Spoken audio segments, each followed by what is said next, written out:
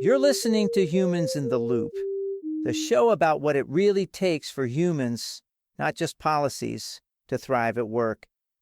A company can have all the right policies: mental health days, stress leave, accommodations, flexible schedules, and still, when the moment comes, people hesitate, not because the benefits aren't there, but because the culture says don't let it show. The risk isn't in what's offered. It's in what happens when you try to use it. So what does it take to make safety real, not just a promise on paper?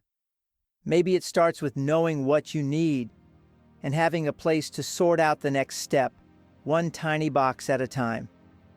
This episode is sponsored by GridJoy, the bullet journaling system for people who live at the intersection of flexible work, executive dysfunction, and existential dread. GridJoy isn't just a planner. It's a hope ritual you repeat every Sunday before forgetting to check it by Tuesday. Customize your spreads with mood-mapped task clusters, dissociation tracker overlays, and color-coded snack alerts for people with terrible interoception. You know who you are. You're starving right now. Whether you're managing 5 calendars, 3 identities, or just trying to start something without crying, GridJoy meets you where you are, then gently suggests that you move 5 tasks to next week, forever. Because sometimes what you need isn't a plan, it's permission to spiral in style. GridJoy. Build the system, abandon the system, come back later with stickers. The product in that ad is as real as the notion that trackers and to-do lists alone can keep you from unraveling. Dare to dream, though. Am I right? So, today's story is told in 5 acts. Because, like most things that actually matter, it doesn't all land at once. Act 1, breaking point. That moment when you realize you're not fine even if you're still getting everything done. Act 2, paper promises. This is what happens when the support you need is right there, but only on paper. Act 3, all the right words. Here's where we look at how workplaces can say all the supportive things while meaning something else entirely. Act 4, help or harm. The part where asking for help becomes its own risk, and you start wondering if the safest thing is to just stay quiet. And Act 5, make it safe. Because the thing you really want isn't a better policy or another campaign. It's to know you'll be okay if you ask for what you need. That's our show. 5 acts, 1 story, and as always, a lot to think about. Let's get into it.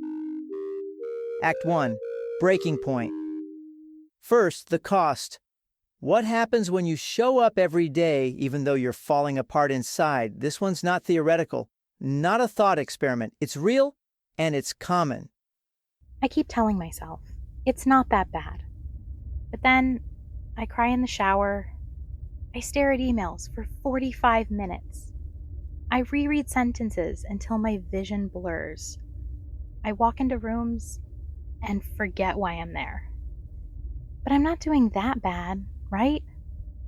Not bad enough to justify leaving.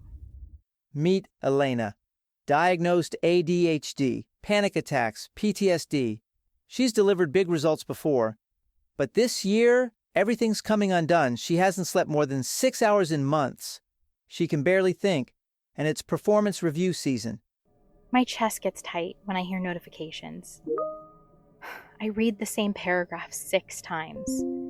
I forget who I'm talking to, mid-sentence.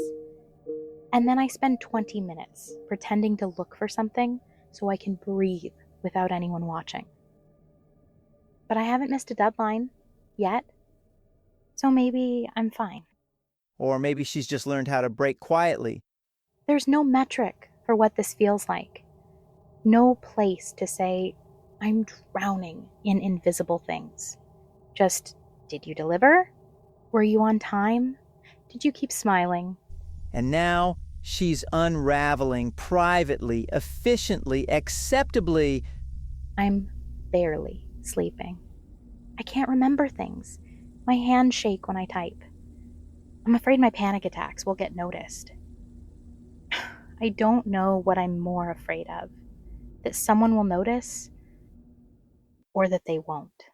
Oh, they've noticed, and get this, Elena's company offers stress leave, 8 weeks, fully paid, and still she's afraid to take it, because what might happen to her reputation if she does. Everyone says I need stress leave, but it's performance review season, and I can't afford to seem weak. So she stays at her desk, holding it together just enough to look fine, because if she cracks now, she's not sure she'll come back. Act 2, paper promises. This next part, it's the trap. When the systems that say we've got you start to feel like a dare. Technically, I have options. Stress leave, short-term disability, wellness programs. But if I use them, will I still be seen as capable? Because when help costs you credibility, it's not help. It's a warning in disguise. If I were really struggling, wouldn't I already be on leave? If I can show up, doesn't that mean I should? What if someone else needs it more?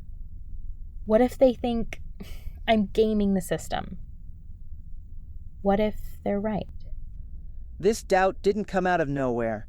It's built on experience. I've been told I'm brave before.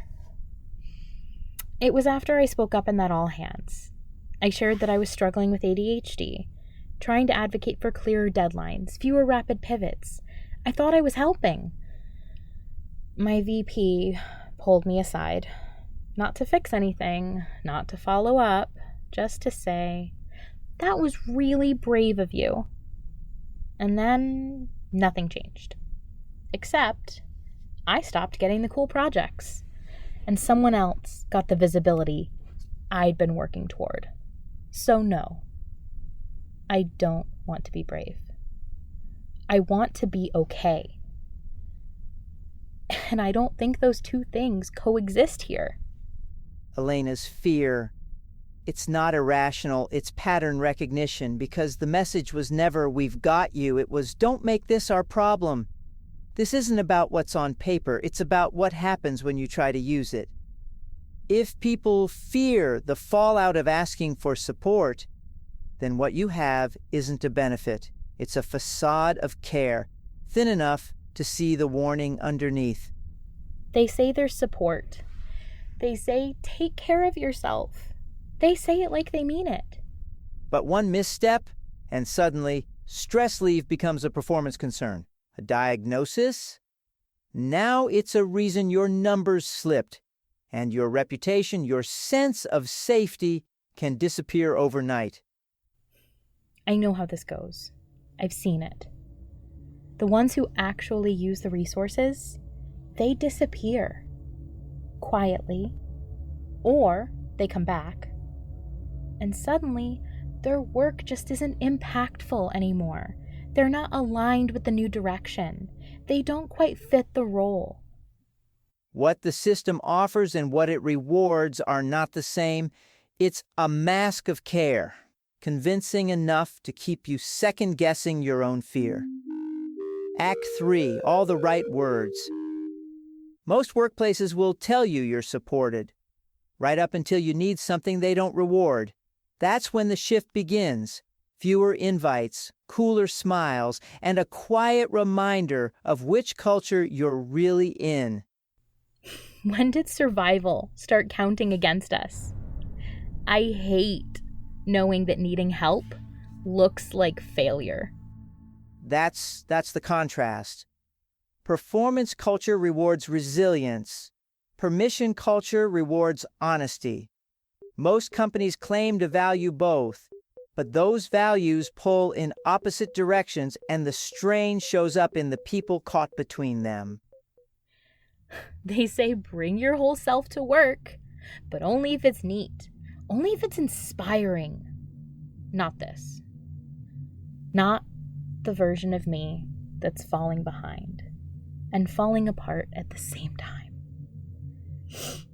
I want to believe them, that it's okay to say I need help, that I won't lose everything for stepping back. But I've learned to watch for the shift. The second you admit you're struggling, they start using different words. You're not innovative.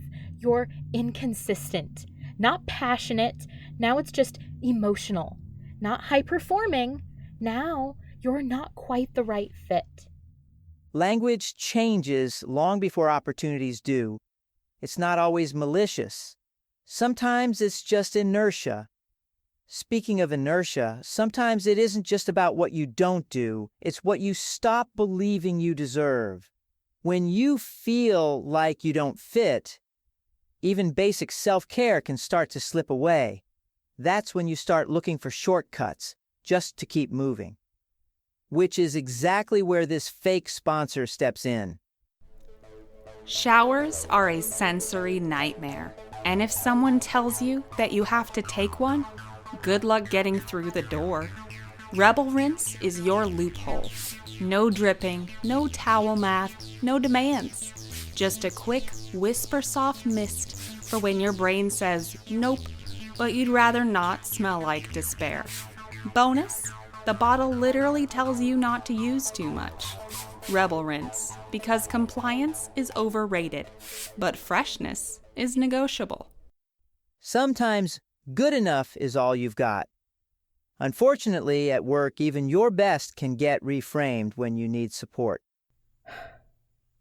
There was this review a few years back. I felt good about that year. I had led a launch, mentored 2 new hires, took on stretch projects no one wanted. I felt proud. I was ready to ask for a promotion. Instead, I got, "You're doing great work, but some leaders feel you're a little reactive. And just keep an eye on tone. We want to make sure your passion doesn't read as defensiveness." I had asked hard questions. I flagged scope creep. I set boundaries when burnout hit, and I was told to dial it down. I didn't say anything in the moment, but I remember thinking, if this gets coded as a risk, then what happens if I ever really fall apart? Support is a performance too, and nothing reveals the gap between words and action like a wellness campaign in a culture that rewards silence. I remember when we had that mental health campaign. They brought in speakers, handed out swag. We were all supposed to post about it. #RealTalk, #workplace wellness. I deleted my draft 5 times because I knew the truth. If I was actually real, I'd scare them. Performance culture needs your strength. Permission culture accepts your limits. Most workplaces only budget for the first one. And when the culture says support exists, but punishes you for needing it, every decision becomes a gamble. Which brings us here. Act 4, help or harm. This is where things get conditional, where take care of yourself turns into, will taking a leave of absence help or hurt my career? That question should never be necessary. Everyone keeps telling me to go on leave. My doctor, my manager, my ex, who once forgot my birthday, but apparently remembers HR policy. And still I stay, because I don't want to be the problem. I don't want to be on a spreadsheet with an asterisk next to my name. If someone's afraid to use the support that's offered, the system has already failed. Because policies are only as strong as the trust they rest on. I try to imagine it. Actually stepping away. Not checking messages. Not feeling the panic rise when I hear a ping. Then the doubt kicks in. What if they replace me? What if they don't? But I come back and they treat me like I broke. What if I can't catch up? What if I can catch up, but they keep looking at me like I might crack again at any moment? I mean, these aren't wild questions. They're rational. They make sense in a system that absolutely shouldn't. If taking care of yourself puts your job at risk, something's broken and it's not you. A few years ago, a teammate took leave after her dad died. When she came back, "Hope she's ready to get back to real work," they said. I said nothing. Now I hear that voice in my head about me. She saw how they judged her teammate for grieving too long. Now she knows the rules. Suffer fast, come back flawless. Anything less, you're a liability. I keep thinking, if I can just hold on until the reorg, until the end of the quarter, until this last launch. But it never ends. There's always one more thing. And every day, I feel a little more detached from the person I used to be. Except fear and guilt. And this hollow throb in my chest when I realize I reread the same sentence for 20 minutes. And I still couldn't tell you what it says. She's not panicking. She's not missing deadlines. She's just slipping quietly, detached. And still she stays, because trusting the benefits means trusting the system behind them, and that feels riskier than just holding on.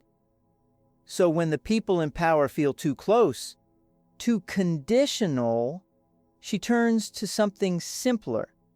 Turns out there's an app for that. Introducing Tether, the first nervous system matchmaking app designed to help you co-regulate without oversharing, eye contact, or being the most emotionally stable person in the group chat. Just open the app. Tether scans for grounded humans near you. If it finds someone, great. If not, you're it. Tether. Match quality may vary or not exist. Sometimes the best we can do is you. Tether didn't match her. Too dysregulated, not grounded enough to be someone else's safe place. Even the algorithm could see it, what her manager overlooked, what the culture labeled resilient. Tether flagged as at capacity. She turned to strangers because they felt safer than the system that says, you're supported. The app isn't real, but the warning signs were. She stayed, held on, white-knuckled through another week, because asking for help still felt like the bigger risk. And still, no one came. If support only feels safe in theory, it's not support. Act 5. Make it safe. And finally, the way forward. Not the easy way, not the polished one, the one that actually makes people safe. I kept waiting for someone to fix this, for a leader to notice, for the system to work without me breaking in front of it. But now I know. There's no rescue coming. Just the choice I make next. So what can change? Managers advocate harder than you think you need to. Skip levels, show up when it's quiet, not just when it's loud. HR, stop measuring leaves and accommodations like damage reports. Organizations, prove through action that your benefits aren't bait. I don't know what happens if I take the leave. I don't know if my job will be here. I don't know if I'll be here in the version of myself that they still want. But I do know this. If I stay like this, I disappear either way. I have 2 daughters. I want them to know that rest is not a failure, that asking for help isn't weakness, that no job is worth the erosion of self. I just want 1 year where it's okay to not be perfect. Here's what good systems do. They make that possible. They build space for breaking without punishment. They treat honesty as a strength, not a liability, because the risk should never be you. I don't want to be brave. I want to believe it's safe to get help. But my body doesn't believe it. And I don't know who to trust. If I lose this job, I don't know how I'll recover. If I stay and keep pretending, I don't know who I'll become. A good system doesn't make you choose. It makes room for both, recovery and respect. health, and hope. I used to think if I worked hard enough, they'd see me as indispensable. Now I just hope they see me as human. If you're wondering whether it's safe to ask for help, you're not weak, you're not lazy, you're human. To anyone out there who's still trying to hold it together, I see you. I am you. And I hope you don't wait as long as I did to ask for help. If you've ever hesitated to use a benefit you technically had access to, you're not imagining the risk, but you're not imagining your limits either. You're navigating a system that was never built with you in mind. You deserve a workplace that doesn't make you choose between survival and success, or pretend the two are the same. I'm Ezra Strix, and this has been Humans in the Loop. If this felt less like fiction and more like a Tuesday, you're not broken. You're just in a system that expects humans to function like machines, quietly, efficiently, without needs. If you've ever reread the same sentence for 20 minutes, or held back on asking for help because you weren't sure how that help might be used against you, this one's for you. You're in the loop now. Subscribe to Humans in the Loop wherever you listen. Follow at Looped in Humans for episodes, extras, and small reminders that your nervous system was built for survival, not back-to-back calendar invites. And if you believe workplaces should be safer before someone breaks, you can support the show on Patreon. Also, if the ads in this episode made you laugh and then wince, you're not alone. They're fake. But the needs behind them are very real. If you're building tools that actually support mental health and help humans reconnect with themselves or with each other, we want to hear from you. Reach out to us using the contact form on our website, loopedinhumans.com. Because these stories aren't just commentary, they're invitations to do better, to build better, to back systems that don't punish people for being human. This episode, The Risk Is You, was written and produced by me, Christina Simmons, creator and executive producer of Humans in the Loop. Human voice talent for this episode, Kayla Patterson as Elena, balancing at the edge of what's bearable. Special thanks to Rana Cassidy, operations producer, for keeping everything on track. If this story resonates, you're not alone. And if you have a story of your own to share, reach out to us with the contact form on our website, loopedinhumans.com. We'd love to hear from you. Take care of each other. Take care of yourself. Thanks for listening. Stay with us for a preview of next week's episode. Next time on Humans in the Loop, when the people paid to notice the cracks become the ones who fall through them. James built systems to keep technology humane, guardrails and warnings, always asking if the next step was the right one. But the day the layoffs hit, all his caution became an afterthought. At home, his partner was expecting. At work, silence replaced every hard question he'd ever asked. In a world obsessed with speed, what happens to those hired to say, slow down? What gets lost when ethics is treated like a luxury? And who's left to remember what really happened? Algorithmic Exit, coming next week. Subscribe now so you don't miss it.